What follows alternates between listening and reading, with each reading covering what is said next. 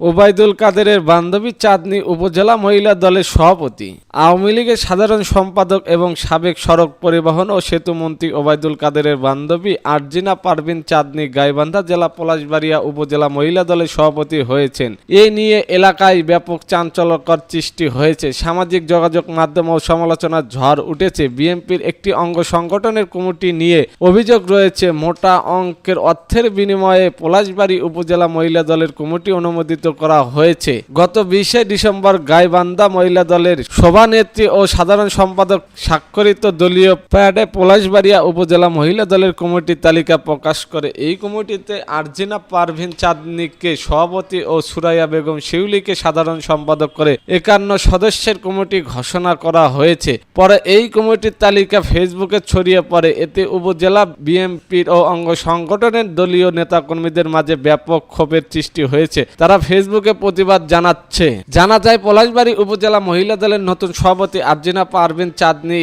এর আগে আওয়ামী লীগের রাজনীতির সঙ্গে যুক্ত ছিলেন ও তাৎক্ষণিক মহিলা আসনের এমপি প্রার্থী হিসেবে মনোনয়নপত্র অংশগ্রহণ করেছিলেন। আওয়ামী লীগের সাধারণ সম্পাদক ওবায়দুল কাদেরের সঙ্গে ঘনিষ্ঠতা রয়েছে তার। চাঁদনী ছাড়াও ওই কমিটির সাংগঠনিক পদে রয়েছেন আওয়ামী লীগের নেত্রী নাসিমা আক্তার। তিনি পলাশবাড়ী উপজেলা বরিশাল ইউনিয়ন তাঁতি লীগের সভাপতি ছিলেন। এই ব্যাপারে পলাশবাড়িয়া পৌরসভার বিএনপি সভাপতি ও জেলা বিএনপির যুগ্ম সাধারণ সম্পাদক আবুল কালাম আজাদ বলেন, পলাশবাড়িয়া উপজেলা বিএনপির মহিলা দলের কমিটিতে যাদের রাখা হয়েছে 5 আগস্টের আগে দলের পক্ষে তাদের কোনো ভূমিকা ছিল না। অবশ্যই অর্থের বিনিময়ে এই কমিটি দেওয়া হয়েছে। অবিলম্বে তিনি এই কমিটি বাতিল করে প্রকৃত বিএনপি এবং তাগী কর্মীদের সমন্বয়ে একটি শতভাগ সর্বস্তর গ্রহণযোগ্য কমিটি গঠনের আহ্বান জানান। এ বিষয়ে চাঁদনী জানায়, আওয়ামী লীগ করার প্রশ্নই ওঠে না। আওয়ামী লীগের রাজনীতি করা ও কেন্দ্রীয় নেতাদের সঙ্গে ছবি তোলা বিভিন্ন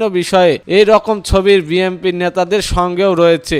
আমার বাবাও ও পরিবারের বিএনপি রাজনীতি করেন এবং এখনো একজন জনপ্রতিনিধি। গাইবান্ধা জেলা মহিলা দলের সভানেত্রী ফরিদা ইয়াসমিন শোভা বলেন, গত 20 ডিসেম্বর পলাশবাড়িয়া উপজেলা মহিলা দলের 51 সদস্য বিশিষ্ট পূর্ণাঙ্গ কমিটির নামের তালিকা প্রকাশ করা হয়। এ নিয়ে বিভিন্ন মহলে নানা ধরনের প্রশ্নবিদ্ধ হয়। কমিটির কার্যক্রম স্থগিত করা হয়েছে। এই বিষয়ে জেলা বিএনপি সভাপতি অধ্যাপক ডক্টর মঈন হাসান সাদিক বলেন, পলাশবাড়িয়া মহিলা দলের কমিটি গঠন বা অনুমোদনের বিষয়ে তাকে কেউ কিছু জানায়নি।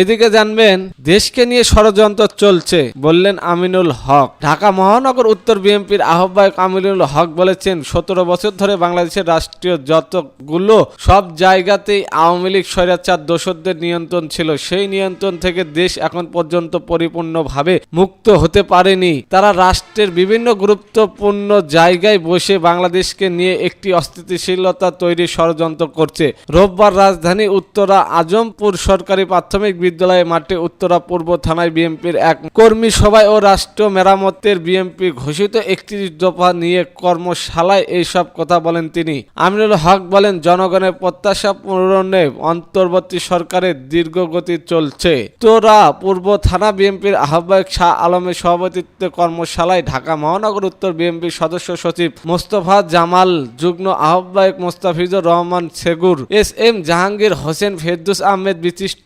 এবিএমএস রাজ্জাক আক্তার হোসেন, তাউর রহমান প্রমুখ বক্তব্য দেন। এতক্ষণ আমাদের সাথে থাকার জন্য ধন্যবাদ।